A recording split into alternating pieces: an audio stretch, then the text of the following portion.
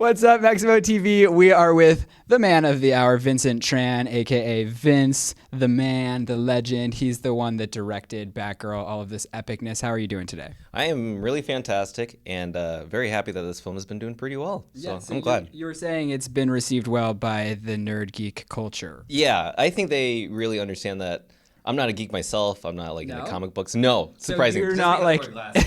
You know, right? Like, but I just, when I made the film, I didn't know that I was turning into that world, the whole comic world. It's a big world. It's a big world, exactly. I'm not familiar either, but it's so vast that now all these superhero movies are coming out. So when we made this, we didn't think about making a superhero movie. We thought about, okay, we're making a movie about female empowerment. It just happens to be about Batgirl, about Supergirl, but Batgirl Rise that just came out, it did really well. People really get it, and I think they understand that our message is to, strengthen the way we see women, especially in these movies. And it's a strong storyline, which is what I think people can relate to and like get in, because you guys left me wanting to see the second episode, which if you haven't seen it, you must go see it on Facebook at Batgirl. Is that where we find it? Yeah, you can find it on Facebook.com/Batgirl Rises, or, just look up Batgirl Rises on YouTube. It just came out 2 days ago on Monday, November 3rd, so that's really exciting. So you guys watch this and then come back and watch our interview, because we're going to go talk about it right now. So pause, watch, come back. Okay. Come back, yeah. So going into this, so you collaborated with another guy that was writing this, and is he a geek culture superhero guy? His name is Danny Saab. He definitely is submersed in that world. Actually, he was the one that pitched the idea of doing Batgirl, and I wasn't really down to do it at first. But once he told me more about the character, I started falling more in love with that person. And he also introduced the idea of Harley Quinn, which I'm not really familiar with. But when he brought her up, I was like, cool, let's put these two together and see how it goes. But yeah, he wrote it. He wrote the story. All I did was like transcribe it in a screenplay so that people could understand it in a way. And we didn't want to leave it so people wanted more, because it's just kind of like, that's why I feel a lot of these comic movies are coming out. Like they always have that little extra thing at the end. So we kind of we're like, okay, we should do this too. See how it looks. Yeah, and it was good because that's when we got the complexity of finding out that her brother is actually a little bit crazy in some way. Exactly, and I did not see that coming. You never would have thought family members would be like the enemy. You know what I mean? So do we think that he is out to get Batgirl, or does he have alternative motives outside of her?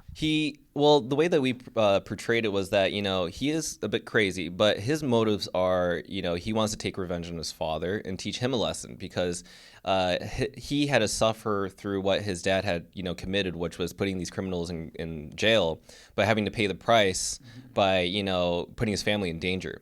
So James Gordon Jr., who's played by Devin Cool, he pretty much, I love the guy, by the way, he's a great actor, but when he portrayed James Gordon Jr., he really portrayed the revenge part, and you never think that family would hurt family, and I think that we like the complexity of that.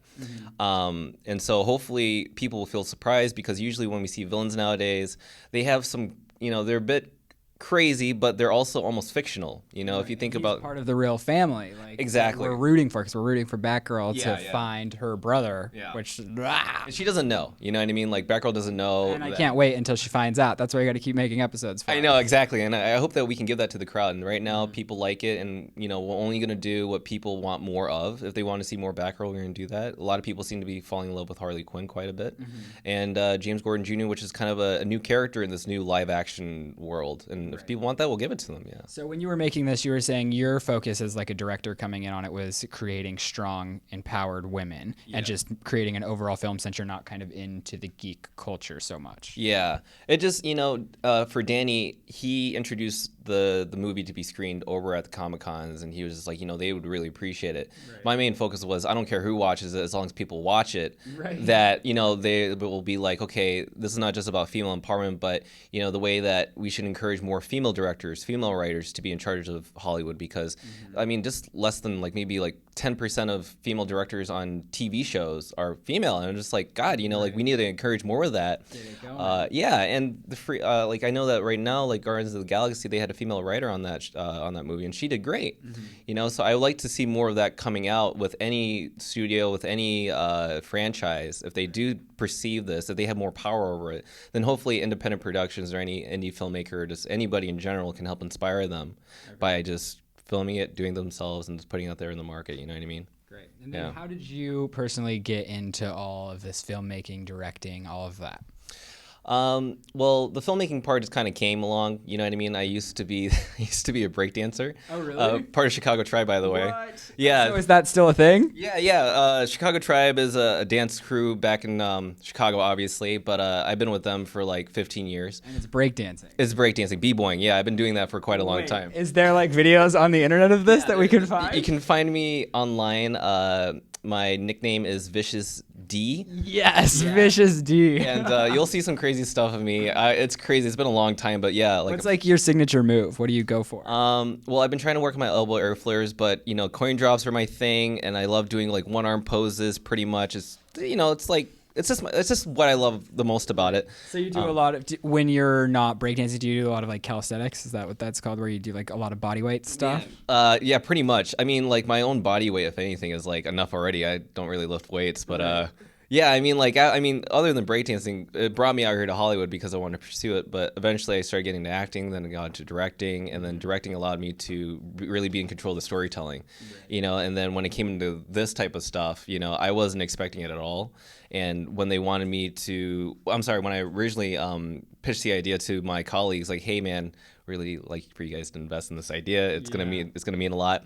They were really hooked on it. And when we went on the Comic-Con circuit, we had hundreds upon thousands of supporters, and I've never had that attention at film festivals before, ever. Right. So you tapped into a market. Now they know us, so we'll see how it goes. Awesome. Well, where can is there a second one in the making right now, or is it in the development? Because you guys are the first people we're telling, there is a second episode being developed right now, and we like to consider these more like mini movie series rather than like TV series, like because series like they're kind of short. Mini movies are a lot longer and more cinematic, but we do have a second one in the making. And I can't really give too much away, but it does focus a little bit more on Harley Quinn because people tend to love her a lot. I mean, that's all I can give away really right now. Awesome. But if anything, if it mixes between two different films, I would say it's like a Nightcrawler meets Green Mile or something like that. So that's the best way I can portray it. All right. Well, you guys have to go check out Batgirl Rises. You can find the first episode on Facebook. You're going to love it. The director, thank you so much for joining us, Vince. It's been a pleasure. Yeah, of course. Thanks so much.